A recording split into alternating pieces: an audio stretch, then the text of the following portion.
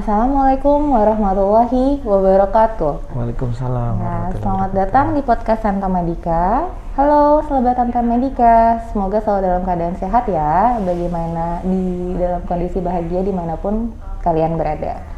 Perkenalkan nih, saya dengan Dr. Sari Putri Utami selaku host pada podcast di Santa Medika ini. Nah, pada kesempatan kali ini saya mau ngobrol-ngobrol nih dengan salah satu dokter spesialis ortopedi di Rumah Sakit Santa Medika, yaitu Dr. Edi Budi Susanto, spesialis ortopedi.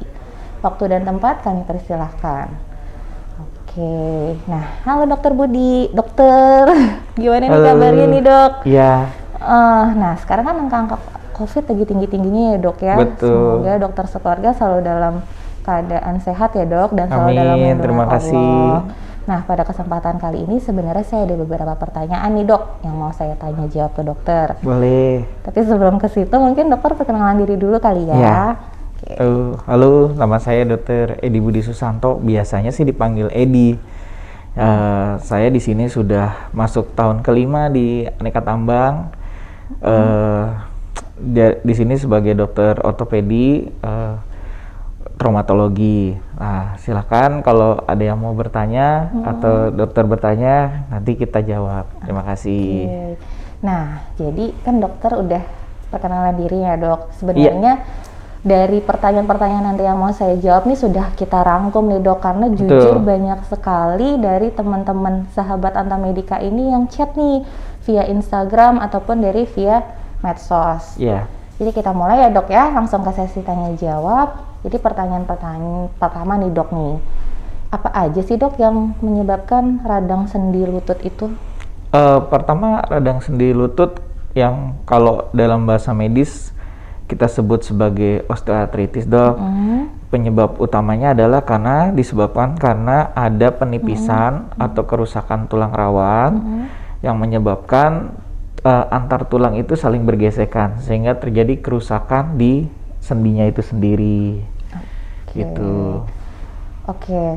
Nah, kalau kayak gitu, tadi kan dokter udah sempat nyebut-nyebut tentang osteoartritis ya, benar? Betul. Nah, kira-kira gejalanya itu apa sih dok yang paling sering timbul? Kalau gejala yang paling sering timbul terutama adalah nyeri di sendi lutut. Kemudian biasanya kalau untuk yang tahap-tahap awal biasanya ada kekakuan pada sendi terutama pada saat dia bangun tidur. Kemudian kalau pada tahapan lanjutannya disertai dengan bengkak di sekitar sendi dan bisa menyebabkan gangguan atau perubahan dari bentuk sendi itu sendiri. Yang utamanya biasanya kalau kita lihat pada orang tua, bentuknya misalnya sudah mulai bengkok seperti huruf O atau X, itu biasanya sudah berat dia kondisinya seperti itu.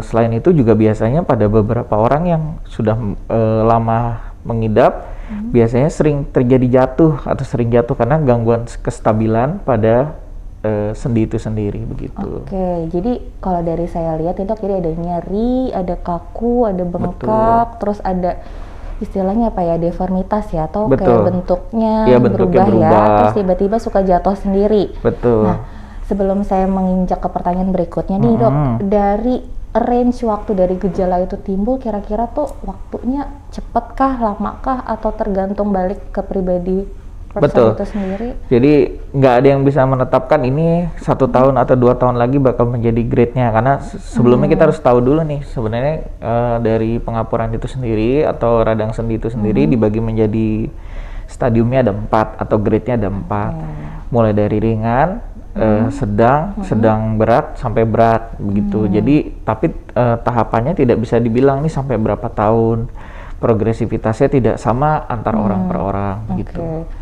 Berarti balik lagi ke personal itu sendiri ya. Betul. Ada nggak sih dok yang kira-kira masih muda nih udah kena radang sendi ini atau osteoartritis? Oh ada. Gitu. Karena kan radang sendi sih pada umumnya itu merupakan diidapnya sama orang tua karena merupakan suatu penyakit degeneratif.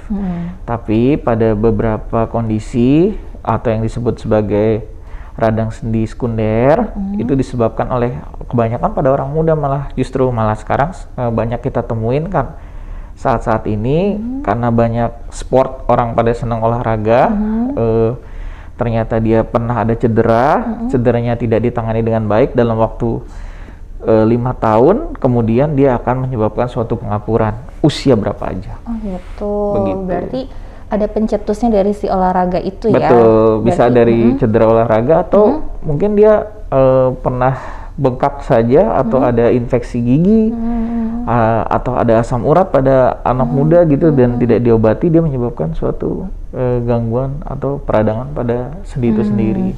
Jadi kalau untuk alarmnya mungkin ya dok, kan kalau misalnya kita sebut ini kan penyakit orang tua nih istilahnya kan, dok. Tapi kan orang muda atau usia-usia yang muda bisa juga kena, tapi harus ada kayak faktor pencetus. Nah, kadang-kadang nih teman-teman yang kayak kita nih, kayak saya nih masih muda, untuk alarm ke arah, oh nih saya mesti periksa nih gitu dok. Kira-kira gimana nih dok? Alarm utamanya ya, pertama ada gangguan nyeri sendi dulu utamanya. Pasti orang datang ke dokter itu karena dia pernah ada keluhan nyeri sendi. Jangan dibilang oh ini paling cuman keseleo aja, enggak. Jadi coba diperiksakan dulu, kita lihat kondisinya, apakah ada faktor pencetusnya di sana atau hanya memang gangguan otot saja. Jadi memang pada orang muda, utamanya kalau misalnya dia udah tahu nih kalau oh kemarin saya baru selesai olahraga, ternyata kok bengkak, nah itu harus buru-buru deh. Oke, berarti ada waktunya ya dok ya, kalau misalnya sendi nyeri atau keluhan itu timbul kira-kira lebih lama, itu harus segera berobat ya berarti. Iya, kalau misalnya dia gangguan sendi lebih dari 1 minggu, ya udah harus ada pengobatan gitu. Oke, nah sekarang gini nih dok, untuk saya ke pertanyaan berikutnya, faktor-faktornya itu tadi kan udah sedikit dokter sebutin tuh. Betul. Kira-kira ada spesifiknya nggak nih? Apa aja sih yang kira-kira mesti Oke, kalau faktornya tadi saya sedikit singgung, sebenarnya dibagi menjadi 2 dulu. Pertama primer, yaitu biasanya yang karena disebabkan karena faktor degeneratif yang itu tidak diketahui penyebabnya sebetulnya. Jadi pada orang usia tua kalau kita bilang udah pasti pengapuran, hampir semua manusia pasti akan pengapuran, hanya kapan, nah itu kita nggak tahu. Kalau faktor sekunder itu disebabkan biasanya karena infeksi bisa, terus cedera pada daerah lutut atau pada persendian, atau karena ada gangguan lain yang tidak ditangani dengan baik, misalnya cedera olahraga itu yang menyebabkan dia setelah 5 sampai 10 tahun dia akan menyebabkan suatu pengapuran itu sendiri. Jadi memang faktornya seperti itu. Dan juga misalnya penambahan berat badan yang signifikan nih, yang sering terjadi sekarang nih, WFH banyak, banyak, pasti WFH penambahan berat badannya banyak. Nah itu biasanya kalau bisa mendadak tambah banyak, misalnya 5 kilo dalam waktu 1 bulan, itu bisa menyebabkan suatu kerusakan pada sendi juga. 5 kilo dalam 1 bulan bisa langsung bisa dong, ya, langsung tuh nggak enak tuh, begitu bangun tidur kok nyeri-nyeri terus, atau turun dari tempat tidur dia nyeri. Hati-hati, itu biasanya dalam waktu beberapa tahun dan dia kondisinya terus naik, itu bisa menyebabkan kerusakan dari tulang rawan itu sendiri. Wah, berarti kita harus benar-benar ngejaga benar ya nih dok ya, dari segi makanan segala macam ya. Betul sekali. Nah tadi saya sebut-sebut makanan nih dok, kira-kira untuk ke arah yang ada nggak sih yang benar-benar bisa mencetuskan makanan sesuatu apa sih nih yang bisa bikin tambah parah atau mungkin mencegah supaya kita tidak ke arah itu dengan lebih cepat gitu loh dok? Iya, kalau tulang rawan sendi itu biasanya kita diproteksi namanya kondroitin dan glukosamin. Nah, beberapa makanan yang mengandung kondroitin atau glukosamin sebetulnya banyak, utamanya kalau seperti kita pernah dengar kolang-kaling. Terus kemudian ada satu lagi yang paling signifikan tuh sebenarnya seafood sebetulnya. Jadi kalau misalnya kita nggak ada gangguan, kan kalau namanya mencegah kan belum terjadi nih. Betul. Kalau memang dia tidak ada gangguan kolesterol atau yang lainnya, biasanya paling baik tuh biasanya dari udang dan kerang. Nah itu di situ bagus sekali untuk tulang rawan sendi, begitu. Udang sama kerang ya dok ya? Iya betul, bagus sekali untuk tulang rawan sendi. Tapi dengan syarat kolesterolnya tinggi betul, ya? Jadi harus hati-hati juga. Tapi kalau untuk utamanya sebenarnya bukan, kalau dari saya sih jangan dilihat dari makanannya, kita nggak boleh makan apa, tapi justru gimana cara mencegahnya dengan cara sebaiknya paling bagus adalah dengan olahraga.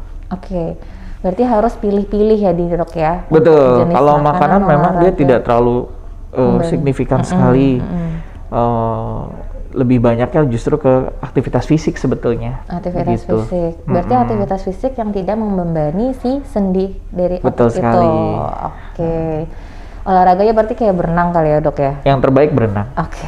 Yang kedua itu bersepeda. Bersepeda itu justru lebih baik. Iya, karena dia tidak loading berat badan, sendinya tetap baik dengan putaran tertentu dan jangka waktu minimal 30 menit dia sudah menghasilkan cairan sendi yang baik. Begitu. Oke, jadi kalau misalnya untuk yang sudah, benar nggak sih dok kalau misalnya sudah lansia nih dok ya, untuk produksi si cairan sendi itu udah berkurang atau gimana dok? Soalnya udah banyak juga nih pertanyaan-pertanyaan ke arah situ. Baik. Kalau cairan sendinya sendiri mungkin produksinya sama, hanya memang karena kerusakan dari tulang rawan itu sendiri, jadi cairan sendinya tidak bertahan lama di sana. Lebih karena kerusakannya, ibarat kalau bocor, genteng bocor ya keluar terus, jadi produksinya tidak seimbang dengan penyerapannya.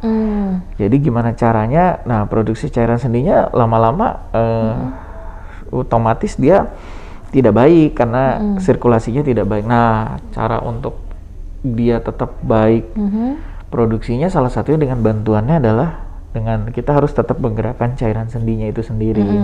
Ibarat mobil kalau lama diam mesinnya pasti olinya rusak. Nah itu seperti itu. Ya, siap.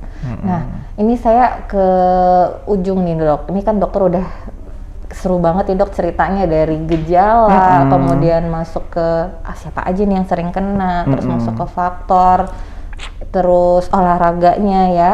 Nah, saya mau tanya yang terakhir, bukan terakhir kali ya, mungkin lebih ke penghujung dari pertanyaan. Kira-kira bisa disembuhin nggak sih dok? Terus ujungnya itu apakah harus dengan menggunakan operasi atau bagaimana? Penyakit pengapuran itu seperti penyakit usia pada umumnya. Kayak misalnya pertanyaan ini sering dilontarkan pada saya. Dok, penyakit ini bisa sembuh apa enggak? Sama kayak pertanyaan ibu, usia pasien datang ke saya misalnya usia 50, ibu pengen 17 tahun lagi. Berarti kan nggak bisa tuh. Jadi penyakit ini tujuannya adalah hanya untuk mengurangi nyerinya. Jadi dia sifatnya dia tidak bisa dihilangkan atau tidak disembuhkan karena belum ada obatnya dokter. Jadi tujuan dari pemberian obat-obatan ini adalah hanya untuk mengurangi nyeri. Nah, balik lagi, pada pasien ini kita dengan cara mengurangi nyeri, pasiennya kan sudah bisa aktivitas normal lagi. Dan pertanyaannya, perlu operasi nggak sih? Tergantung dokter. Kalau dia stadiumnya masih stadium awal, 1-2, dia tidak perlu operasi. Justru itu bisa hidup normal dengan aktivitas fisik yang baik. Misalnya kita harus biasanya pasien datang, ibu harus ada lakuin olahraga ini ya, berat badannya tidak boleh naik atau minimal stabil, tapi harus ada olahraganya minimal 2 hari sekali. Kalau nggak bisa berenang ya bersepeda, kalau nggak bisa bersepeda di luar, bersepeda di indoor gitu. Tapi kalau ujung-ujungnya bisa operasi nggak? Bisa. Kalau misalnya dia stadiumnya itu dia masuk ke stadium 3 atau stadium 4, ya harus diganti sendinya. Diganti sendinya dokter.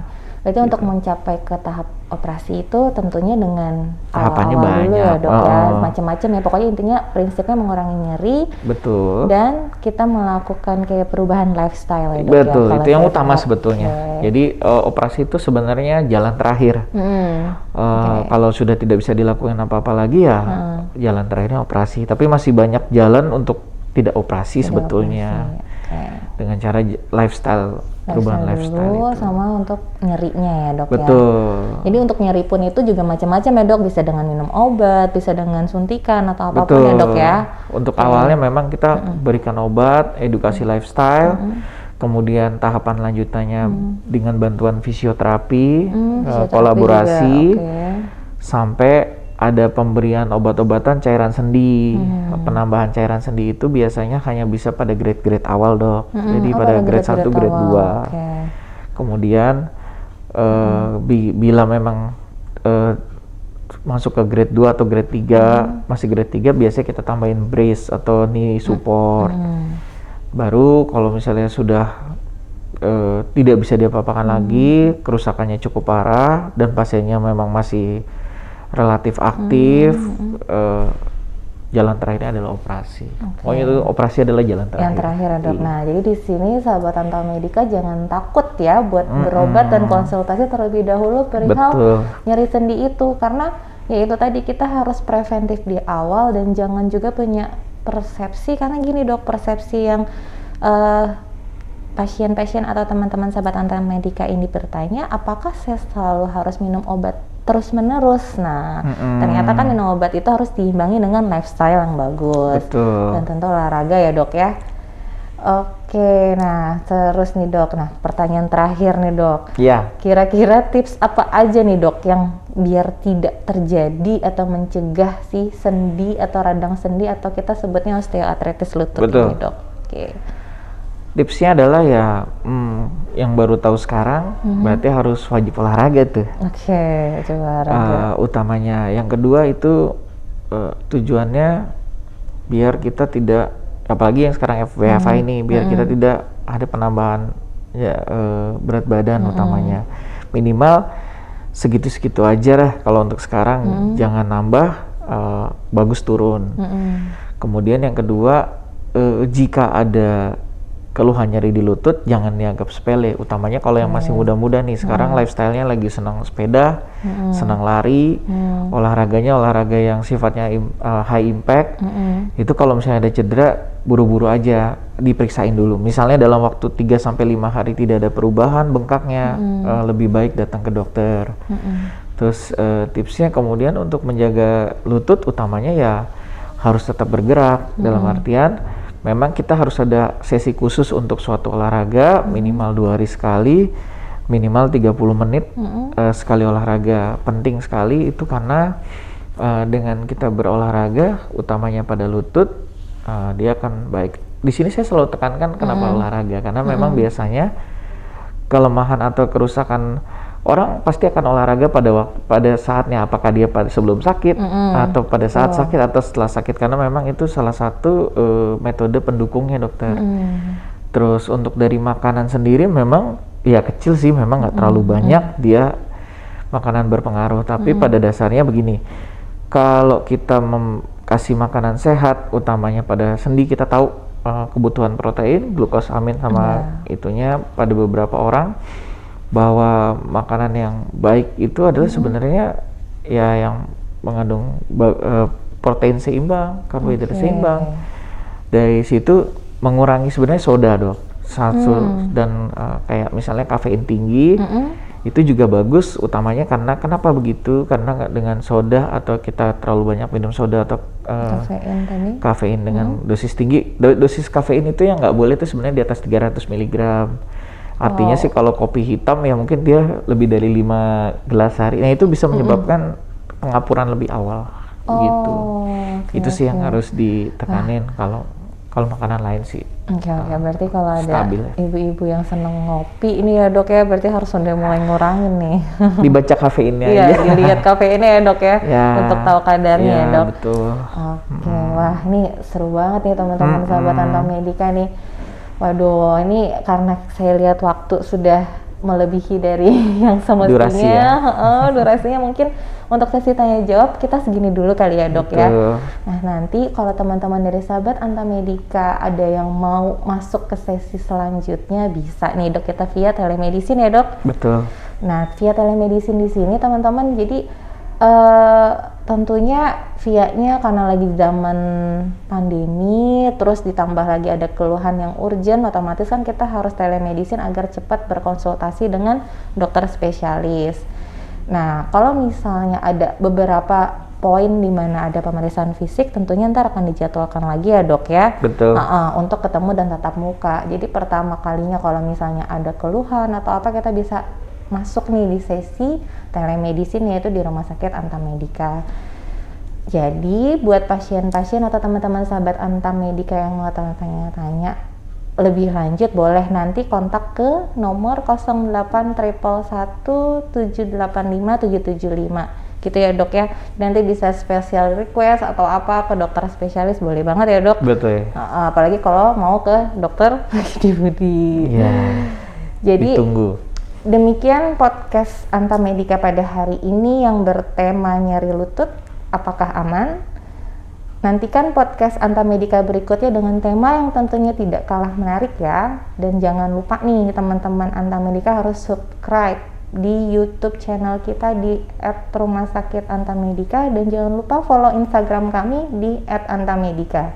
Dan tentunya untuk mengetahui informasi-informasi dan tips kesehatan lainnya. Oke, tetap patuhi dan protokol kesehatan dan menjalankan 5M ya. Dan stay safe, stay healthy, and stay happy. Saya Dr. Sari Putri Utami dan Dr. Edi. Oke, kita undur diri. Podcast Anta Medica. We serve with care.